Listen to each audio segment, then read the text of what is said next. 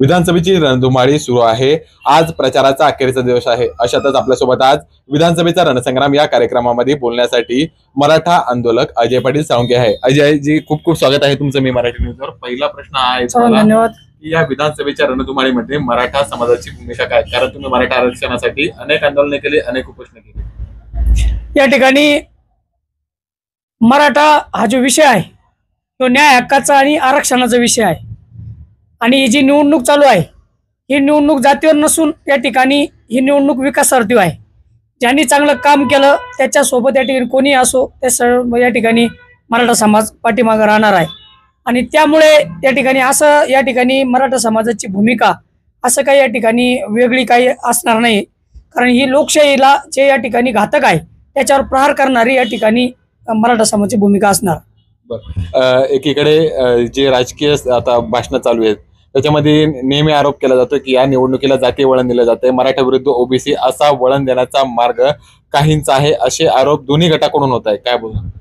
या ठिकाणी हे जे राजकीय जे चोर भामटे लोक आहेत तेच निवडणुकीला या ठिकाणी नेहमी उभे राहिलेले असतात, वेगळ्या या पक्षाकडून त्या पक्षाकडून। त्याच्यामुळे आणि यांचा हा त्यांचा वैयक्तिक विषय आहे, त्यांना निवडून यायसाठी या ठिकाणी मराठा ओबीसी केलं जातं। वास्तविक पाहता सामान्य मराठ्यांमध्ये आणि सामान्य ओबीसी मध्ये या ठिकाणी कुठलाही वाद नाही आणि त्याच्यामुळे या ठिकाणी ते वळण द्यायचा सुद्धा कृपया कोणी प्रयत्न करू नये। आणि तसेच जर कोणी राजकीय लोक जर प्रयत्न करत असाल तर त्यांना या ठिकाणी वेळीच धडा शिकवणं ओबीसींनी आणि पण मराठ्यांनी पण। ओबीसी म्हणजे हा प्रवर्ग आहे, ओबीसी हे संबंध या ठिकाणी जात म्हटलं जाणार नाही। ओबीसी हा प्रवर्ग आहे, मराठा पण ओबीसी मध्येच आहे, त्याच्यामुळे ओबीसी आणि मराठा वेगळं म्हणण्याचं काही कारणच नाही। परंतु तरी देखील काही लोक जर स्वतःच्या फायद्यासाठी जर असं म्हणत असेल तर या ठिकाणी साप चुकीचं आहे। तरी मराठ्यांना मराठा समाजाला तसेच या ठिकाणी ओबीसी समाजामध्ये ज्या जाती येतात मराठा सह या सर्वांना विनंती आहे की याच्या भूलतापाला बळी न पडता या ठिकाणी आपण सत विवेकबुद्धीने या ठिकाणी चांगला विचार करून योग्य उमेदवाराला या ठिकाणी आपल्या आवडीनुसार आपल्याला जो काम येईल, जो देशाचं हित जोप असेल, स्वतःचे घर भरणार नाही, जनतेचा विकासाचा विचार करेल अशा माणसाला या ठिकाणी मतदान करावं असं मी या विचाराचं आहे। विधानसभेच्या रणधुमाळीमध्ये एकूण 10 उमेदवार आहेत, त्यापैकी एकही उमेदवार मुस्लिम नाहीये, मात्र तरीही जातीय धार्मिक जे वळण आहे ते देण्याचा देखील प्रयत्न सुरू आहे, असं देखील आरोप केला जातो। या निवडणुकाच या ठिकाणी नेहमी या ठिकाणी धर्मावरती जातीवरती आधारित असल्यामुळे या ठिकाणी जो मूळ या ठिकाणी जो देशाचा जो विकासाचा गाभा आहे तो या ठिकाणी कुठेतरी बाजूला जातो। ज्या टायमाला खऱ्या अर्थानं धर्मावर जास्तीच्या बाजू येईल, जातीवर बाजू येईल त्यावेळेस जातीसाठी लढावं, ज्यावेळेस धर्माची बाजू येईल त्यासाठी धर्मासाठी लढावं, आणि ज्या टायमाला शेतकऱ्याची म्हणजे मातृभूमीची बाजू येईल त्यासाठी मातृभूमीसाठी लढावं, आणि ज्या वेळेस खऱ्या अर्थाने देशाची बाजू येईल जेव्हा जे अन्यायाच्या विरोधात लढण्याचं काम पडेल तेव्हा जात धर्म बाजूला सर्व ठेवून अन्यायाच्या विरोधात लढलं पाहिजे।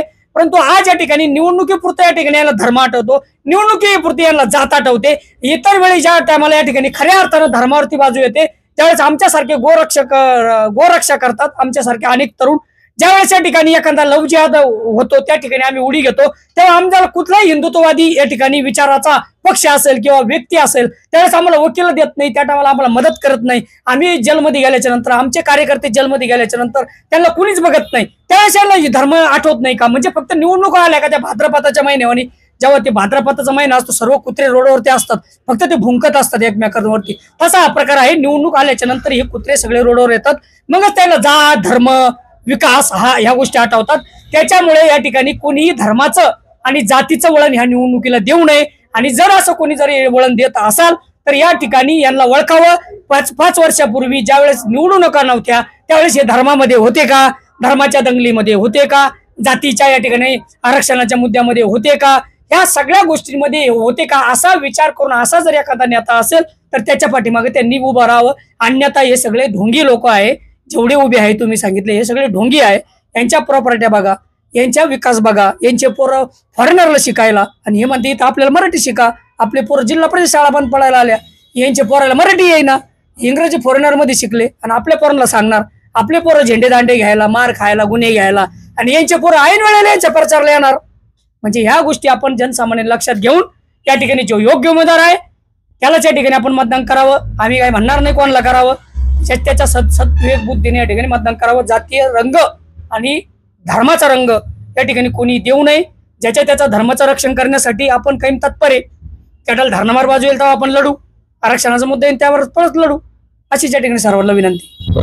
कुठेतरी मराठा समाजाचा अमुक नेत्याला पाठिंबा असं मेसेज व्हायरल होत आहे सोशल मीडियावर, याबद्दल काय सांग? कोणालाही या ठिकाणी आता जर बघितलं, मराठा संघर्ष योद्धा मनोज जरांगे पाटील हे मराठ्यांचे आयकॉन आहेत. मराठ्यांसाठी त्याग केलेलं व्यक्तिमत्व आहे आणि त्या व्यक्तिमत्वांनी सांगितलेलं आहे की कोणालाही तुमच्या पद्धतीने ज्याला मतदान करायचं ज्याला करा, ज्याला पाडायचं त्याला पाडा, ज्याला आणायचं त्याला आणा, तो कोणत्याही जाती धर्माचा असो, याच्याशी कुठलाही मतलब या ठिकाणी जरांगे पाटलांना आणि मराठ्यांना नाही, हे या ठिकाणी पहिलं लक्षात घ्यावं. मुख्यमंत्री एकनाथ शिंदे यांची वैजापूर शहरात सभा झाली. त्या सभेदरम्यान एक वक्तव्य झालंय की मराठा समाजाला कोणी आरक्षण देईल तर ते एकनाथ शिंदे देईल, असं वक्तव्य माजी आमदार चिकळगावकर यांनी केलंय. याकडे तुम्ही कसं बघता? या ठिकाणी बघा, आता मी जर बोललो, समजा एकनाथ शिंदेवर टीका केली किंवा उद्धव ठाकरे केली, शरद पवार केली, हा कोणत्या तरी पक्षाचा आहे, कोणीच तरी बाजू घेऊन बोलतोय.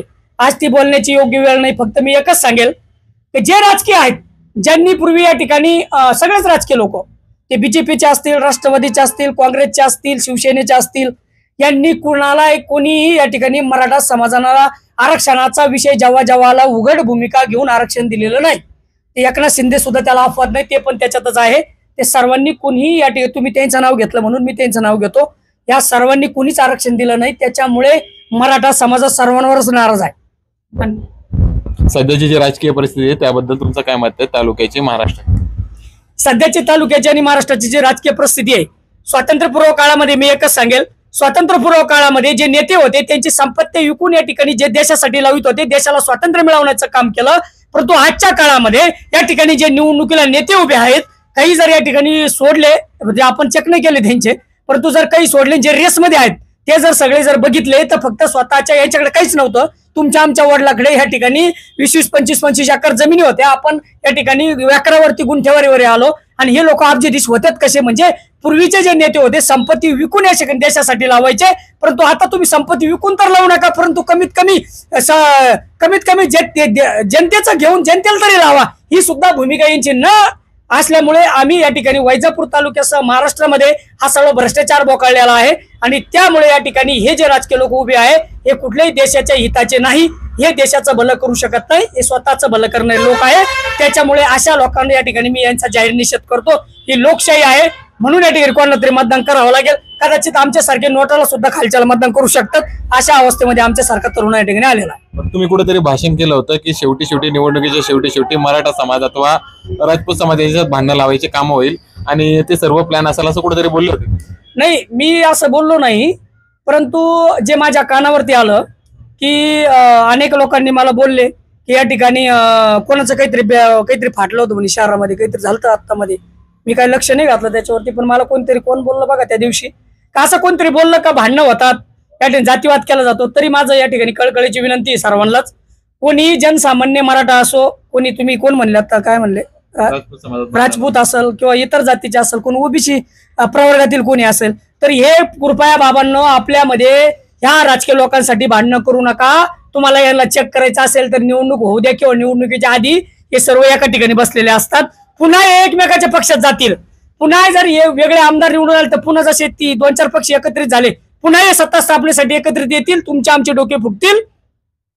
भांडणं लावून या ठिकाणी काही साध्य होत नसतं. जे भांडणं लावायचा प्रयत्न करतील त्यांनी या ठिकाणी कोणत्याही समाजाने, तुम्ही पत्रकार म्हणल्याप्रमाणे, या ठिकाणी कोणीही या ठिकाणी भांडणं यांच्यावरून करू नये, ही कळकळीची विनंती आहे. तसा जर कोणी प्रयत्न करत असेल तर या लोकांना या ठिकाणी वेळी धडा शिकवा, तो कोणताही असो, आणि त्याच्या अवकतीत राहावं. प्रत्येक उमेदवारांनी त्याच्या अवकतीत राहावं. तुम्हाला लोकशाहीने अधिकार दिला, तुम्ही मतदान मागा, त्यांच्या पाया पडा, तुम्हाला काय करायचं ते करा, पण सामान्य लोकांमध्ये जर भांडणं लावायचा प्रयत्न कराल तर तुम्हाला ते भोगावं लागेल. हीच या ठिकाणी स्पष्ट भूमिका आहे. अजय पाटील एक मिनिट, आणि एक शेवटचा या ठिकाणी सांगतो, माझ्या या ठिकाणी तमाम या वैजापूर तालुक्यासह महाराष्ट्रातील तरुणांना, भावांनो, कोणाचाही प्रचार करा, कोणाच्याही प्रचाराला जा, कोणालाही मदत करा, फक्त ज्या आईवडिलांनी आपल्याला जन्म दिला, ज्या भारतीय संस्कृतीने या ठिकाणी महापुरुष घडले, ज्या महापुरुषांचं आपण नाव घेतो, ते सर्व महापुरुषांचा आदर्श घेऊन या ठिकाणी चांगल्या उमेदवाराला, योग्य उमेदवाराला, चारित्र्य संपन्न उमेदवाराला मतदान करा. आणि दुसरा मुद्दा म्हणजे यांच्या दारूच्या नादाला लावू नका, तर यांनी षड्यंत्र लावलेलं आहे. तरुण पिढीला संपवण्याचं मोठं षड्यंत्र यांनी शिजवलेलं आहे. गल्ली बोळामध्ये दारू वाटून या ठिकाणी तरुणाला व्यसनाधीन बनवायचं आणि व्यसनाधीन बनवून यांनी गुलाम बनवायचं, ते षड्यंत्र हाणून पाडा. जो उमेदवार या ठिकाणी निवडणुकीमध्ये दारू वाटील त्या उमेदवाराला तो कोणताही हरामखोर असू द्या, त्या उमेदवाराला मतदान करू नका असं या ठिकाणी जाहीरपणे आवाहन करतो आणि थांबतो. जय हिंद, जय शिवराय, धन्यवाद. तर हे होते अजय पाटील साळुंखे. त्यांनी सांगितले की जातीय सलोखा राखा आणि विकासाच्या मुद्द्यावर मतदान करा.